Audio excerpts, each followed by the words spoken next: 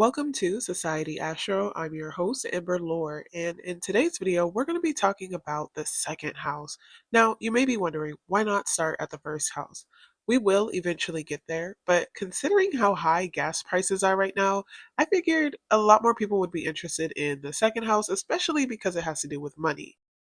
In this video, I will cover what it represents, its ruler, its impact on you, how each planet inside of the second house impacts you, and how to identify whether or not you will face challenges or have an easier time increasing your wealth. Okay, so in astrology, the second house, which is also called the house of value, is all about your possessions, money, material things, earnings, and how you spend. It signifies the way someone attracts or repels money, and also the way that you choose to spend it. One's values on ownership is also expressed here. Some people feel you should own everything as much as possible. You could see who's a hoarder with this placement, but you could also see the people who don't feel attached to material things, as well as one's systems of values. So, in short, the second house is traditionally ruled by Taurus, meaning that Venus is its ruling planet. So, the best way to remember what the second house represents is finances, possessions, values, self worth, lending and borrowing, and material desires. The second house does not only rule possessions, but also desires that somebody has about what they want to gain and possess. It also rules self esteem and connection between owning and feeling worthy, pretty much. It is considered a house that shows which career a person should follow when it's combined with the sixth and the 10th house, because the 10th house really is the house of career. The second house points out which job could bring you good material gains, but it doesn't necessarily point towards a career that you would enjoy. It just shows you how you can make the most amount of money, what would fulfill your self esteem and your values, but not which career you should choose. The sixth house is all about your daily work, your routine, your work environment, how you function on the job. It's less about what you do and more about how you do it day to day. In the 10th house, now this is the true career house.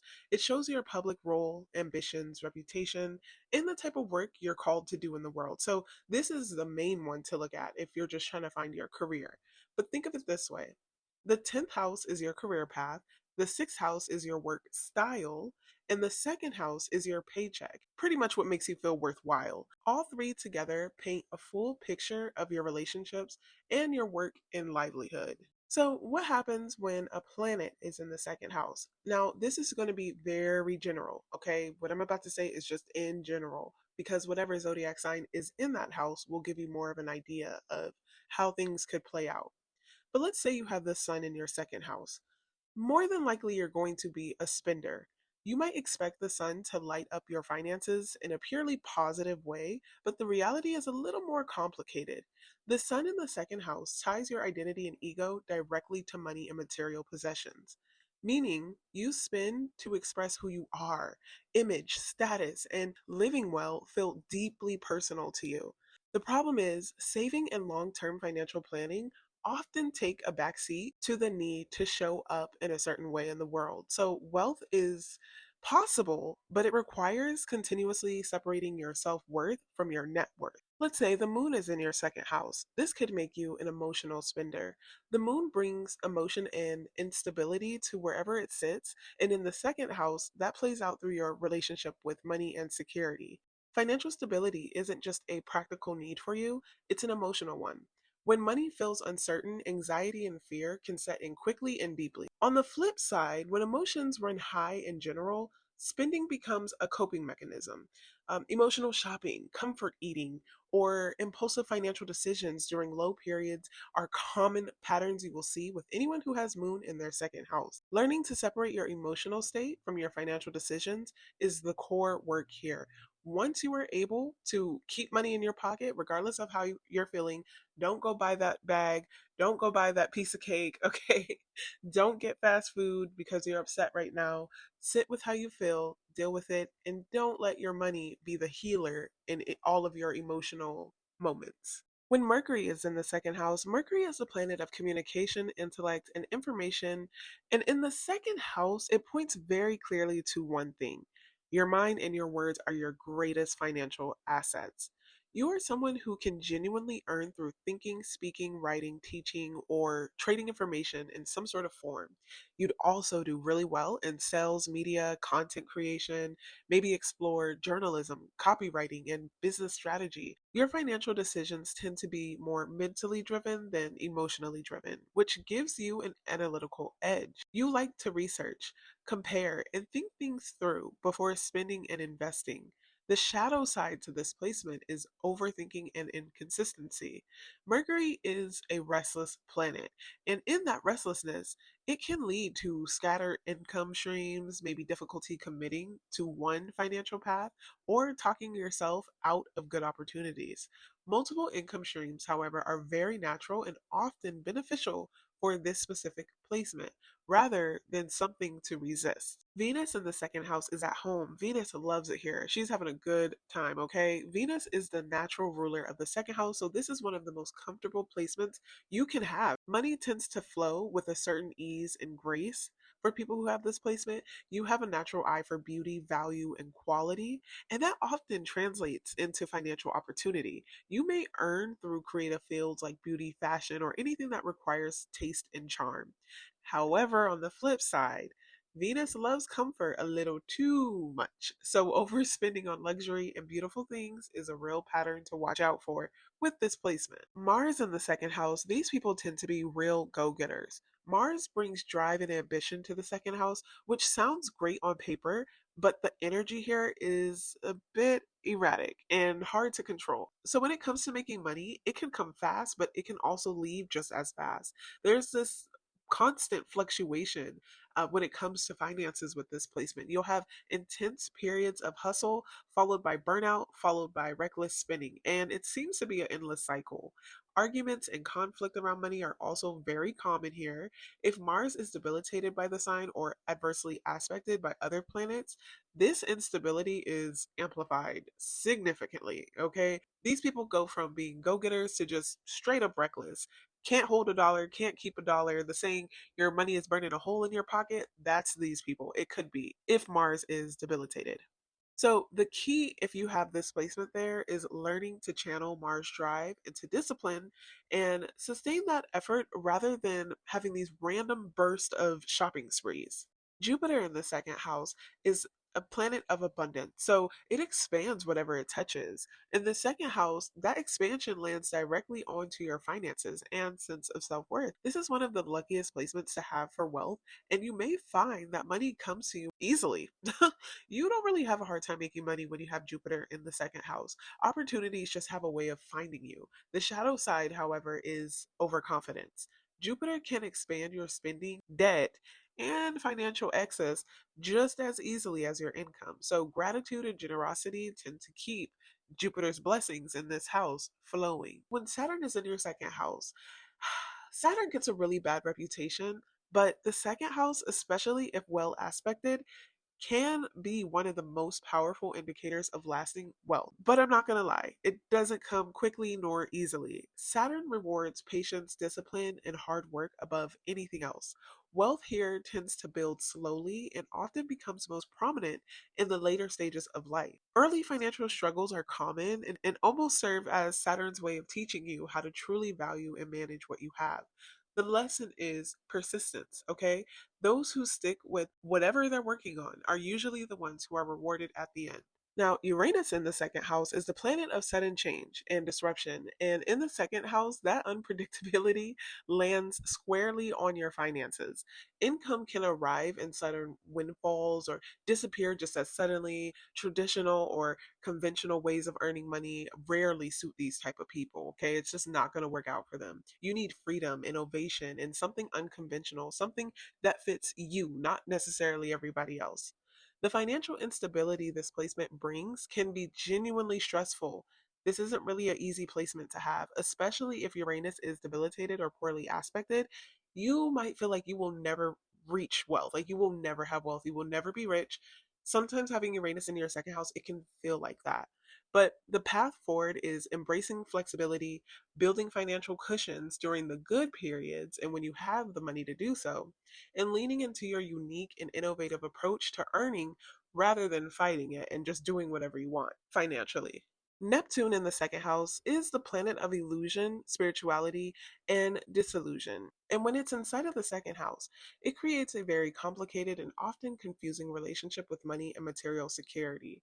Financial boundaries can be extremely blurry when Neptune is in the second house. You may find it difficult to keep track of where your money goes. You may struggle to say no to others when they need financial help. Somebody could need $15 and you only have $20, and you might be the person to give them the $15 and realize you don't have anything for yourself. There is a tendency to either idolize wealth or completely detach from it, sometimes swinging between the two. For most, they probably feel like they're constantly feeling like, oh, I should make all this money and do this with it. And you might go through cycles where you're like, well, money is made up anyway. I see that a lot with this placement. On the positive side, Neptune here can bring income through deeply creative, spiritual or artistic work. Music, film, healing, photography, acting, or anything that requires imagination or sensitivity, like therapy work, being a life coach, spiritual guide for someone. Now, the shadow side to having this placement is escapism around finances. So these are the people who might avoid looking at their bank accounts. They may ignore their debt or convince themselves that things will work out without any real plan behind it. These are the people who might get a bill and just throw it away. So it is important to set financial boundaries with yourself if you have Neptune in your second house, because that is going to be a lifelong lesson you will battle with if you don't. When Pluto is in the second house, you may also go through a lot of transformations. So Pluto is the planet of death, rebirth, power, transformation, and when it's inside of the second house, that intensity lands directly on your relationship with money, your possessions, your self worth. This is one of the most powerful placements for wealth, but it rarely comes without significant upheaval along the way, okay? Financial extremes are a reoccurring theme for these type of people. You may experience periods of considerable wealth followed by dramatic loss. These are the people who might literally hit the lottery and then on top of having to pay taxes, suddenly something happens where they lose everything. They'll go buy a big house or get the cars and then realize they can't keep up with it and it's all gone. But only to rebuild something stronger than before. Pluto doesn't do anything halfway. That's one thing people need to realize about this planet. Your financial journey reflects that. There is often a deep psychological complexity around money with this placement, like control issues, fear of poverty, obsession with financial security. These people may feel like if they don't have money, it's almost like dying, seriously. But also, these people can use their wealth to abuse others. They can, yeah. They use it as a means of power, and their shadow side definitely can be exposed because of that. So that's something to definitely be aware of. Now, with all that being said, just because you have a planet that enjoys being in the second house, it doesn't mean you'll be wealthy and won't face any challenges. And if your planet is debilitated, that doesn't mean you'll never have wealth. If your planets are adversely aspected, regardless of the fact that it likes being in the second house or not, you will deal with financial challenges. And if you're new to astrology, you might be curious what debilitated and adversely aspected means. When a planet is debilitated, that means that the planet is placed in a house or a sign that it doesn't feel comfortable in. It basically can't function at its best due to that discomfort. So it's like asking a fish to climb a tree. The planet's energy still exists, but it expresses itself weakly, awkwardly, or in some sort of distorted way. When a planet is adversely aspected, that means that a planet is in a tense geometric relationship with another planet within your birth chart, and they're essentially in conflict with each other. They don't like each other. They don't want to be next to each other. They don't want to communicate with each other. They don't like each other, and their energies clash rather than cooperate. Think of it like when you have a coworker that you just cannot stand, but you have to work with them in order to get your job done, or you'll literally be fired. Like you have to put it to the side and still work with them. That's essentially what a planet being adversely aspected means. In both cases, this doesn't mean something is broken or doomed if a planet is debilitated or adversely aspected. It just means that that particular energy in your life requires more conscious work and tends to express itself in a more challenging way until it is mastered. And if you're wondering what aspects are simply the relationships between the planets in your chart. Some are harmonious and some are tense. If you're looking at your birth chart for the first time, look at the aspect grid. So if you see a square or an opposition next to a planet, that means that there is tension or a challenge. And that's how you can figure out if you will have any tensions or challenges in your second house. So whatever planet is in your second house, if you see a square shape or an opposition shape next to it, That's an indicator, hey, you might need to work on this. A trine or a sextile means that there is ease or flow. So find whatever planet rules your second house sign and see what aspect it is making. That will hint where friction or support around money and self worth may show up. Okay, so now you may be wondering, for the people out there who have no planets in their second house, what if your second house is empty? That doesn't mean you have no path to wealth or that you lack values. It simply means that your second house isn't a major area of focus in your chart. But if you're still curious how you can reach wealth or make money or figure out what your values are, you'll need to find the planet that rules your second house and figure out which house it sits in. And that's where the real story is. It will give you a much deeper understanding of how your second house energy actually plays out in your life. All right, and that wraps up our introduction to the second house. I hope that this gave you a solid foundation to start understanding this part of your chart. If you found it helpful or you're curious to go deeper, make sure you like and subscribe so that you don't miss what's coming next, because this video is just the beginning. I'll be covering every zodiac sign and planet placed in the second house, and more importantly, how you can use that knowledge to your advantage. In my next video, I will be covering Aries and Mars in the second house. I hope to see you there.